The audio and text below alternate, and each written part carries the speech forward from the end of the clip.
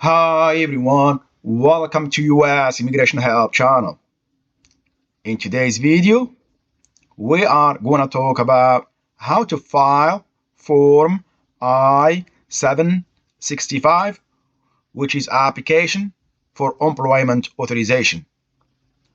We are going to talk about the filing fee, supporting documents, and where to file.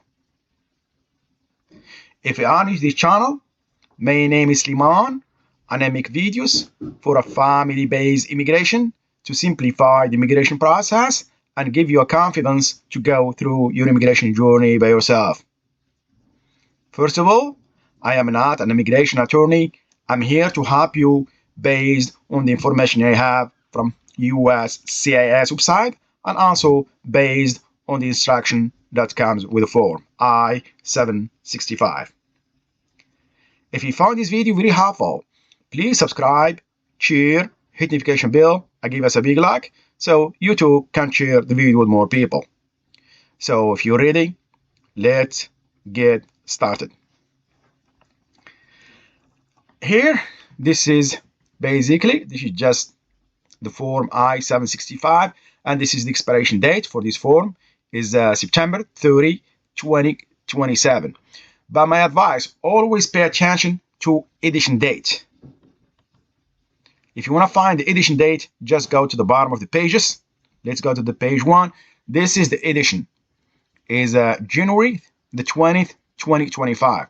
This is a new version just released a couple of weeks ago by USCIS.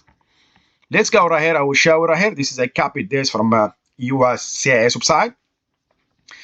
Starting May 29th, 2025, USCIS will accept only this version, which is a version January the 20th, 2025.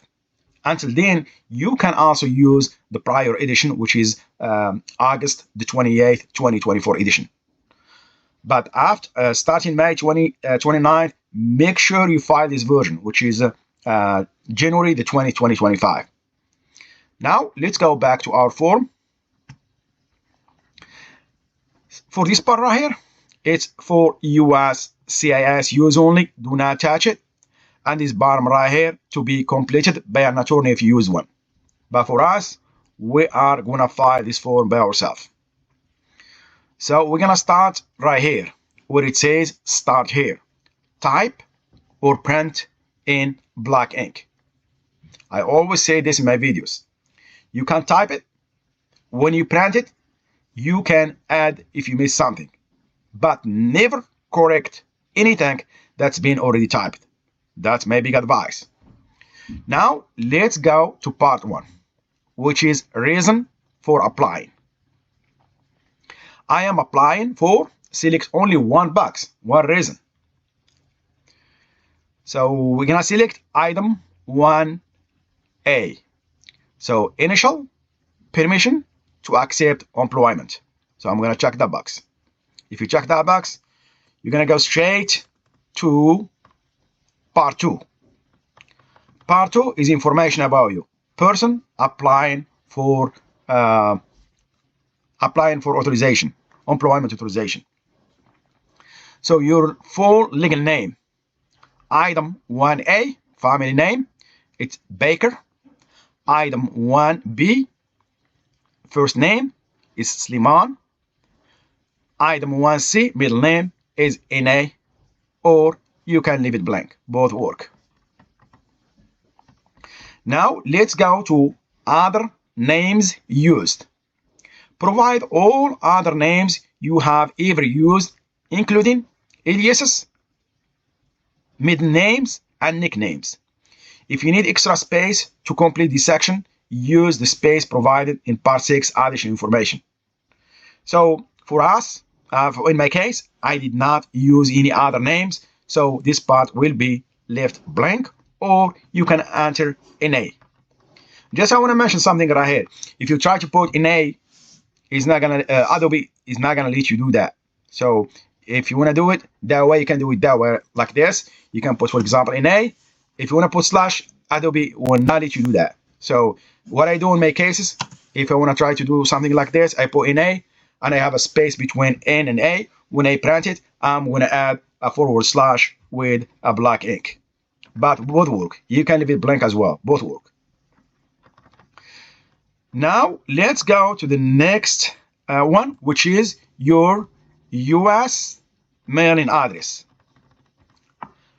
Item number 5A, in care of name, is Baker Sliman. Item number 5B, street number and name, it's 100 Robin Run. Item 5D, city or town, Indianapolis. Item 5A, which is a state, is Indiana.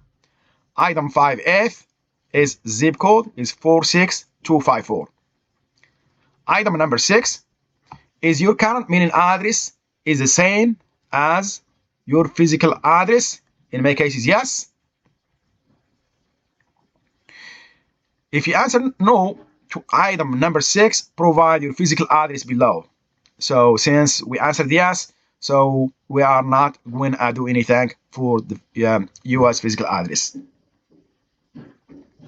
So other information, alien registration number, A number if any. If you have one, you will have it right here. You can have it from your, I think I have one example right here for A number. I think you can have it from any I-797 C or I-797 if you filed a petition before. It's right here, US CIS alien number. If you have one. If you don't have one, just leave it blank. US CIS online account number, that's item number 9.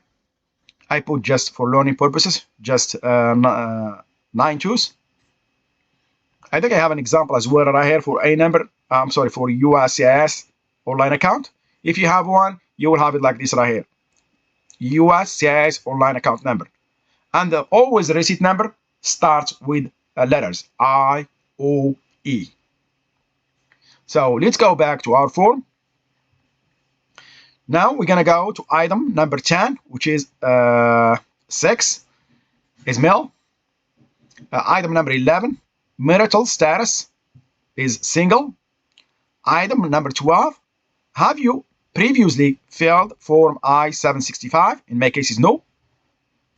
Item number 13A, has the Social Security Administration, SSA, ever officially issued a Social Security card to you? In my case is no. If you answered yes, if you answered no to item number 13A, skip to item number 14. If you answered yes to item number 13A, provide information requested in item number 13B. So we're going to go to 13B. So provide your social security number. If no, so in my case, I don't have one. So we're going to go straight to item number 14. Do you want the SSA to issue you a social security card? You must also answer yes to item number 15, consent for disclosure to receive the card. So item number 14, I'm going to answer yes, and item number 14, I'm going to answer yes. Those you must give them a consent for disclosure. So this item 14 and item 15 must be answered yes. So if you answered yes to item number 14 to 15, provide the information requested in item number 16A to 17B. All right. Here, father's name. Provide your father's birth name. Item 16A, family name, it's Baker. Item 16B, his first name is Ali. Now we're going to go to mother's name. Provide your mother's birth name. Item 17A, family name is Bibi. Item number 17B, his first name is Fatih. Now we're going to go to your country or your countries of citizenship or nationality. List all countries where you are currently a citizen or national. If you need extra space, you must use part 6 additional information. Item number 18A, which is a country. in my case is Morocco. If you have another one, you can enter it in right here.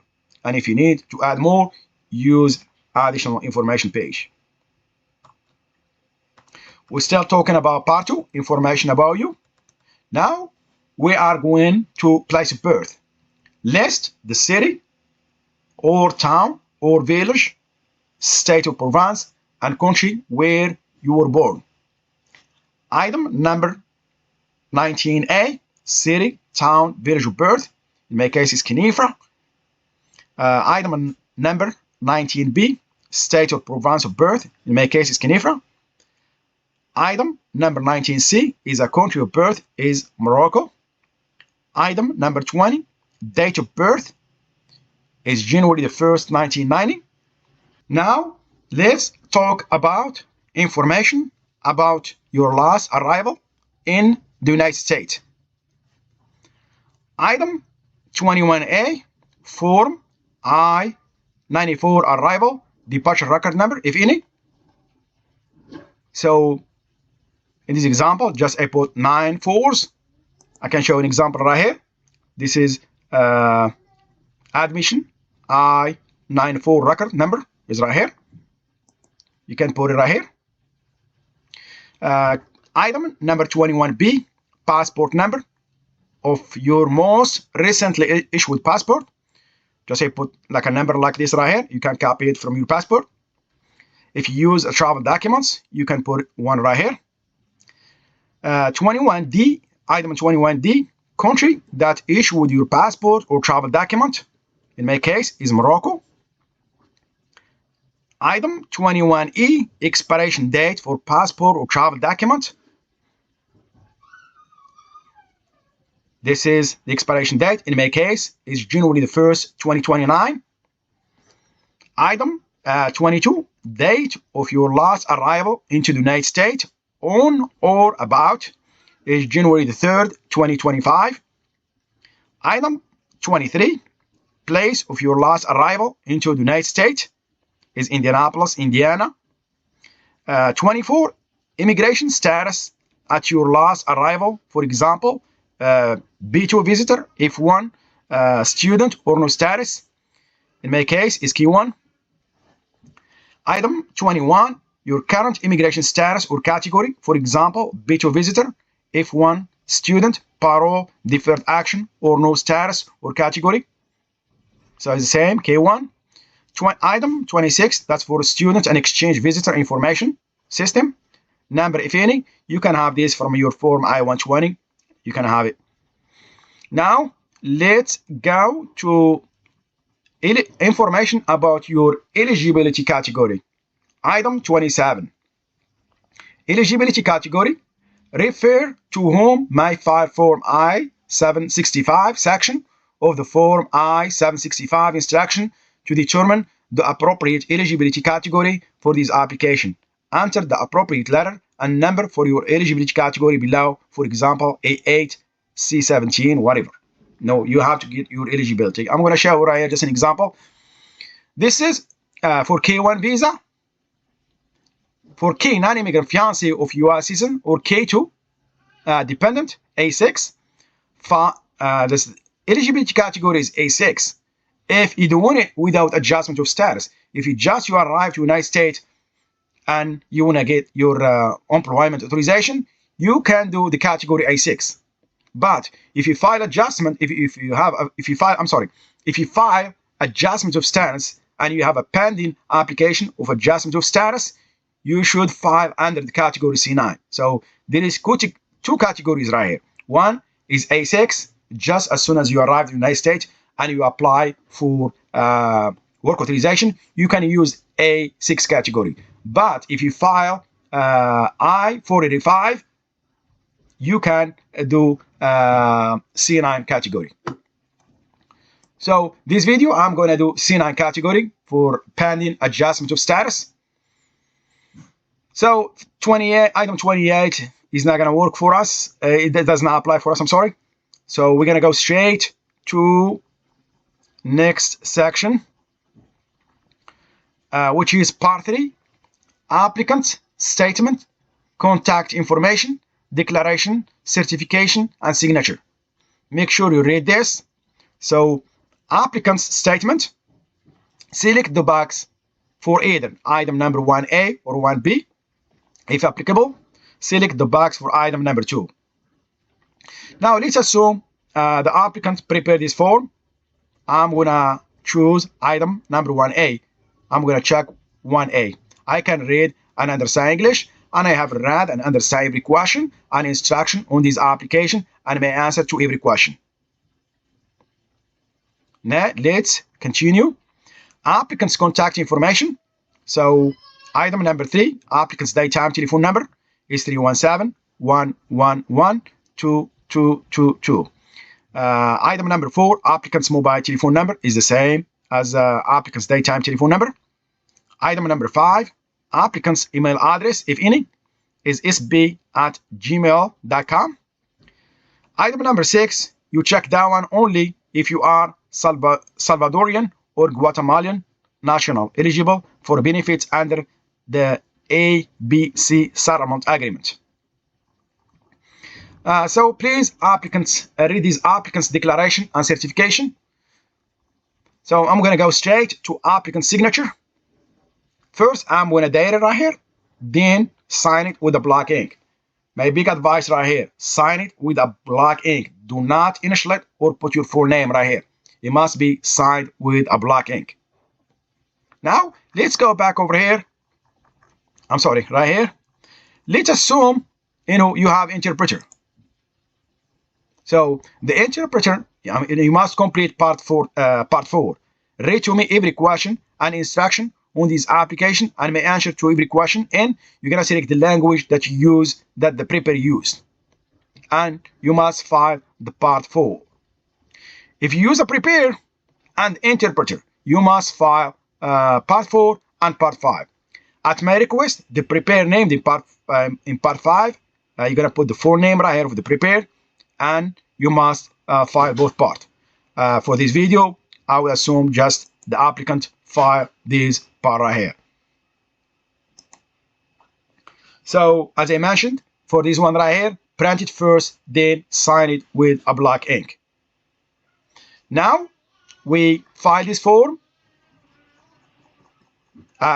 Before we do that, I want to mention this right here because a lot of people, the application was rejected because of this right here, and I want to show you something right here, additional information. Make sure you have this information populated right here. What happens sometimes, the Adobe does not transmit this information to additional information page. Make sure you have item 1A has a full name, item 1B has a first name, and item 2, a number is populated right here. If you don't have this information right here, in the additional information page, your case, your petition or your case will be rejected. So now we talked about how to file the form I-765. Now let's go to the filing fee, supporting document, and where to file. Now let's talk about the filing fee, supporting documents, and where to file. Let's start with filing fee. I-765 application for employment authorization filing fee. It will depend on the filing category. For general filing, for paper filing fee is $520, and for online filing fee is $470. If you filed Form I-45 with a fee on or after April 1st, 2024, and your Form I-45 is still pending, is $260 for a paper version, and online is $260 as well. For this category is no filing fee. For this category right here is $520. So just go ahead and look which filing category that applies for you, then pick the fee that will apply for you as well. Now let's go to supporting document. Supporting document will depend as well on the filing category. So for this video, we did C9 category, pending It's going to be pending application of Form I-45. Adjustment is right here. Yeah, it's right here. Adjustment applicant under Section 245 C9 unless you are filing Form I-765 concurrently with the Form I-45. So if your category is this one, as we did for this video, you need evidence for a pending I-Form 485 under NA 245. For example, a copy of your Form I-45 receipt notice, or other evidence. Now, let's go to where to file. Where to file, it will depend as well on the form category. So, eligible category, the category you selected in question 27 on the Form I-765 and description. For example, C9, pending family-based Form I-45, but your receipt must start with MSC or IOE, or you filed your Form I-45 with the immigration judge. If that's the case, you use this chart right here. So for us, let's assume this one right here, C9 pending employment based Form I-45. So we're gonna go here. This is where to file. If you live in this state right here, you send it to this address right here. If you USCIS Phoenix Lockbox, and if you use U.S. Postal Service, you send it to this address right here. If you use other deliveries, you send it to this address right here. If you live in this state right here, you send it to USCIS Illinois Lockbox, and if you use U.S. Postal Service, you send it to this address. And if you use FedEx, UPS, and DHL deliveries, you send it to this address right here. If you live in this state right here, as I do, for example, I live in Indiana, I'm going to send it to USCIS Chicago Lockbox.